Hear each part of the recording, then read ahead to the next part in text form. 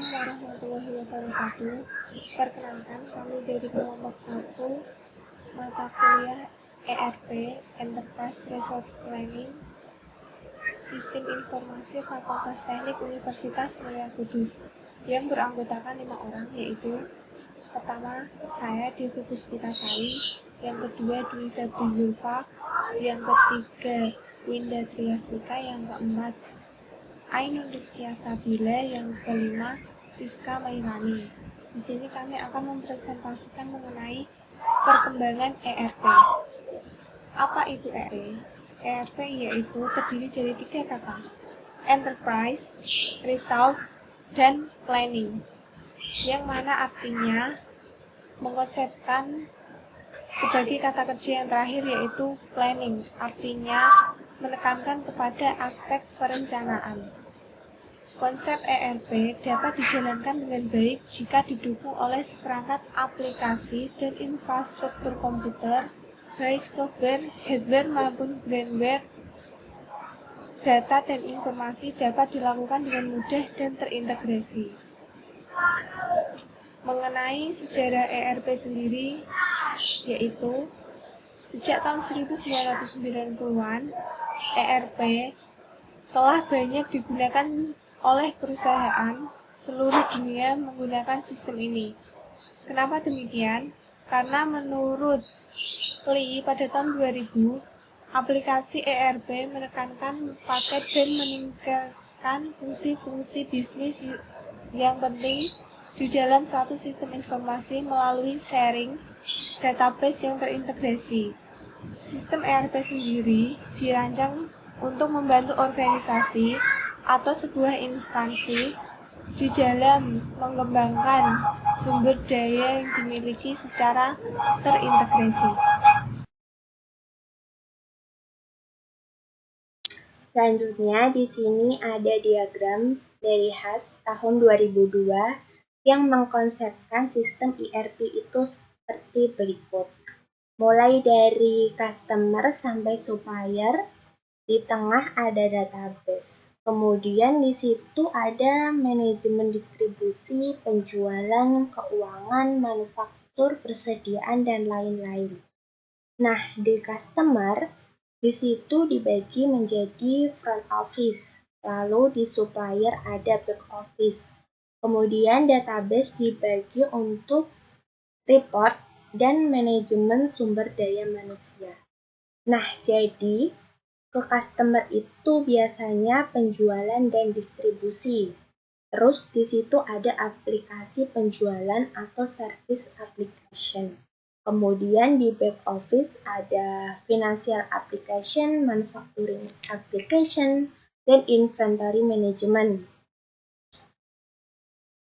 Dan itu berhubungan dengan para pemasok atau supplier. Next, menurut O'Leary, tahun 2002, sistem ERP memiliki beberapa karakteristik seperti berikut. Yang pertama, sistem ERP merupakan paket software yang didesain pada lingkungan client server baik tradisional maupun berbasis web.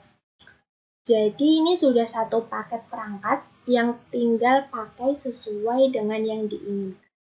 Yang kedua, sistem ERP mengintegrasikan mayoritas bisnis proses yang ada.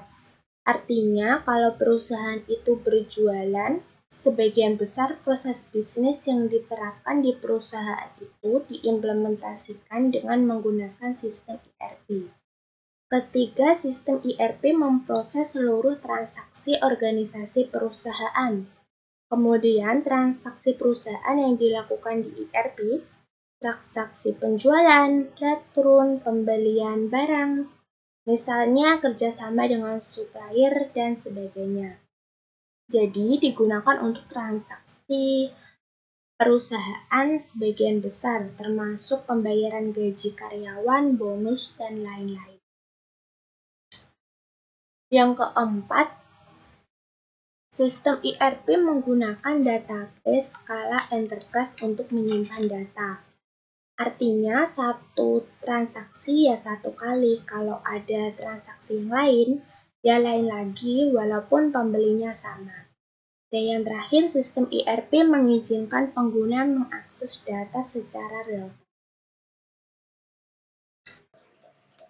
Ya, baik, saya akan melanjutkan penjelasan dari yang telah dijelaskan oleh teman saya tadi. Nah, pada slide ke-6, di sini saya akan menjelaskan ERP digunakan untuk mengintegrasikan proses transaksi dan aktivitas perencanaan.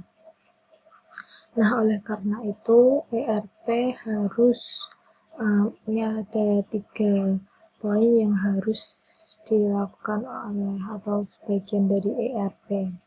Yang pertama, ERP harus mendukung berbagai jenis bahasa dan sistem keuangan di berbagai negara.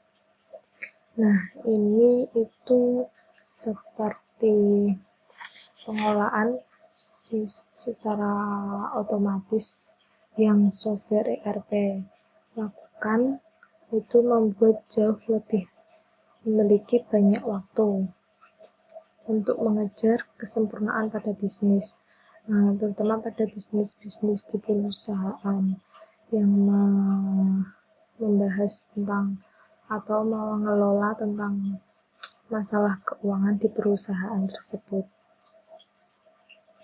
Lalu yang kedua, ERP harus mendukung industri-industri tertentu. Nah, ini di sini ada misal SAP mampu mendukung berbagai macam industri seperti industri minyak dan gas, kesehatan, kimia, hingga perbankan.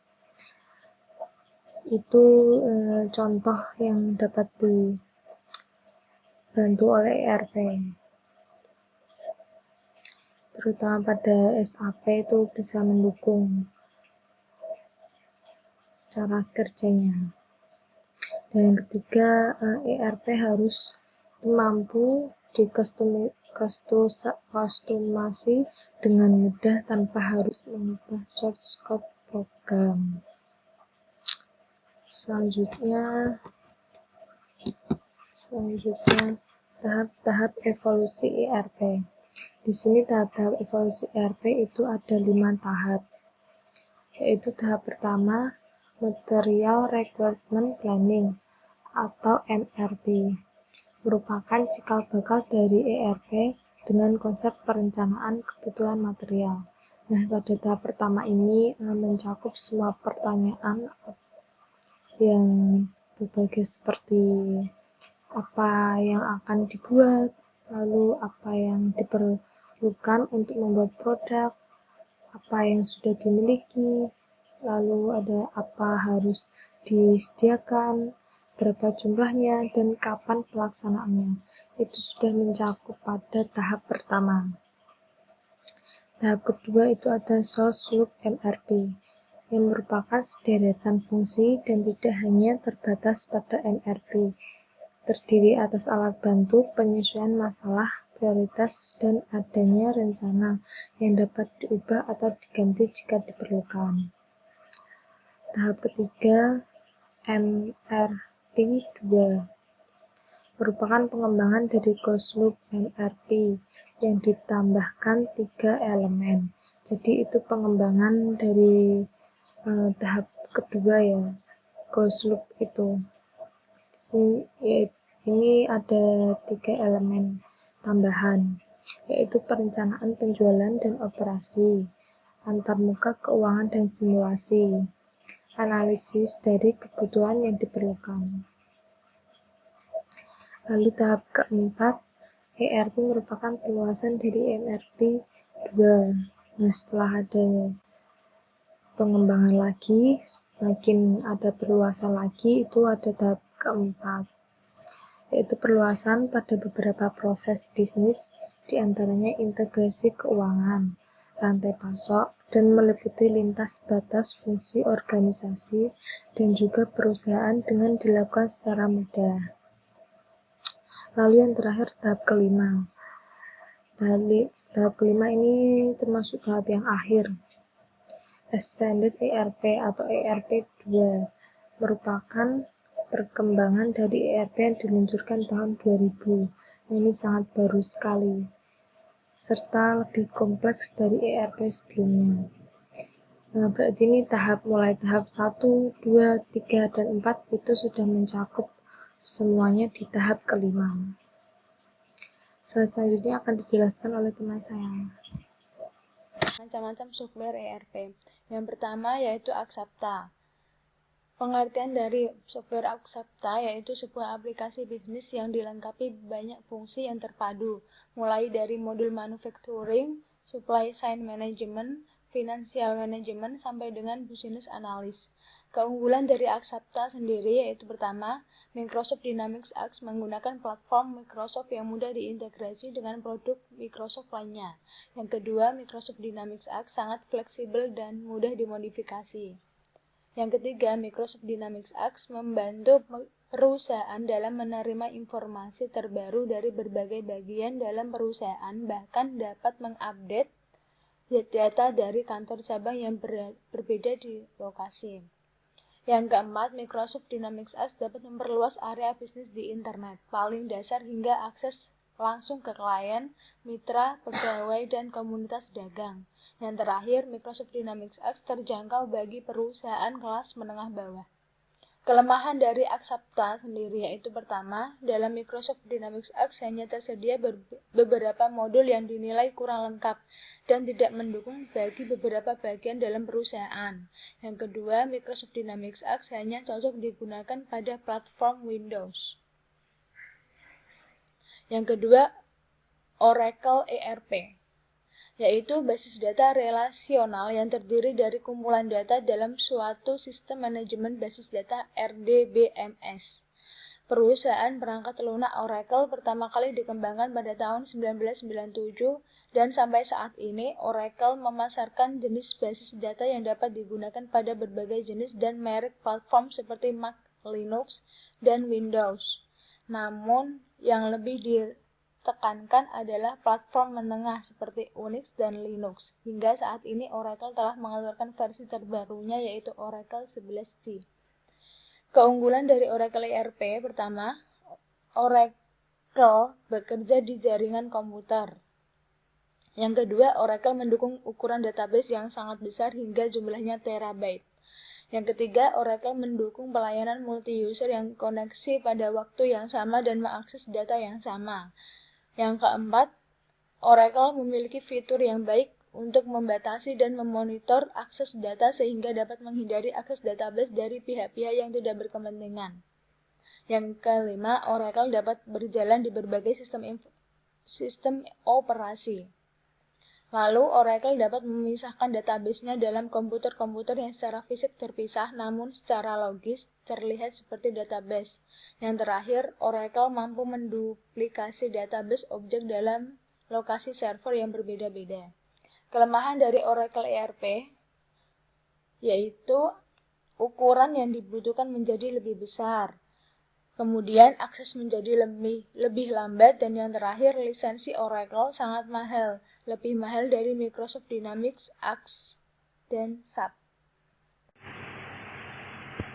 SAP, perusahaan software terbesar keempat di dunia yang berpusat di Jerman dan berdiri sejak tahun 1972. SAP menawarkan solusi ERP lengkap dengan modul yang terintegrasi untuk CRM dan SCM.